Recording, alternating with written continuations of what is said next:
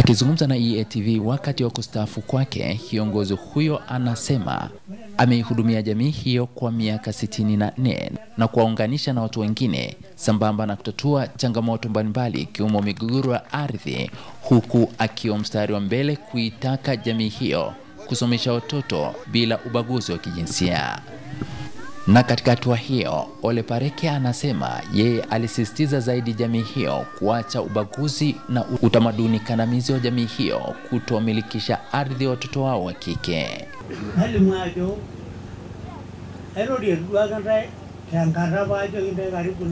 Kipindi changu cha uongozi niliwaasa jamii kuacha tabia za kuozesha watoto wadogo na kuwataka wapeleke watoto shule. Meshak Saskari, kiongozi wa mila ukoo wa Odomong, akizungumzia utaratibu wa kustaafu, kiongozi huyo anaeleza. Kwa mujibu wa katiba yetu ya Malaigwanani, lazima ustaafu kwa sababu huwezi tena kutumikia jamii kwa hali ya uzee ambayo kawaida lazima mtu awe mzee. Sio kwamba hana tena uwezo wa kufikiri kiakili, lo, hapana. Lakini kama nafasi ya uongozi, kwa kweli utabaki wa mshauri na rungu yako utabaki nayo pale, lakini huna tena mahali pa kwenda au kwenye vikao, maana tunakwenda vikao mbalimbali paka vya kitaifa. Kwa upande wa familia hiyo, wakizungumzia nafasi ya mzee huyo ambaye kwa sasa ni kikongwe, alikuwa na msaada mkubwa kwa familia hiyo. Na hapa anasema, kwa sababu baba yetu ameshakuwa babu, tukaamua kusema kwamba astaafu. Bado kucheza na wajukuu pamoja na ndama wadogo. Ilikuwa iko mama fulani ambao bwana wake amefariki. Akawacha ana watoto 7.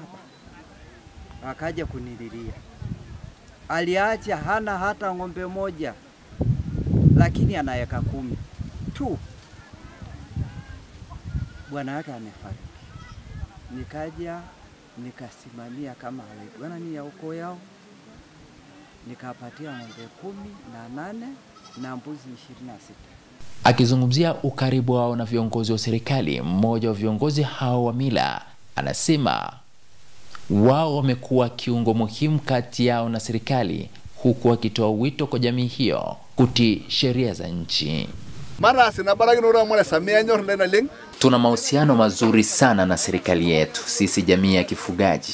Mimi ni Mohamed Chumvi, askari wa mwamvuli wa EATV.